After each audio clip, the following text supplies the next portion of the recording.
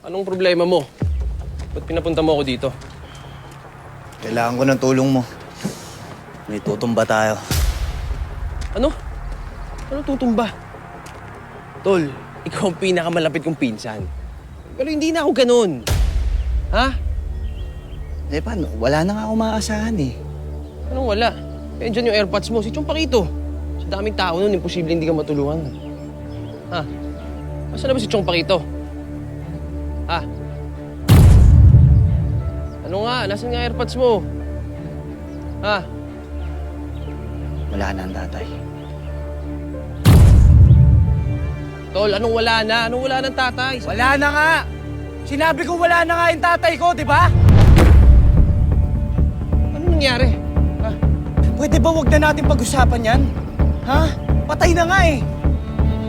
So ano, sasama ka ba o hindi?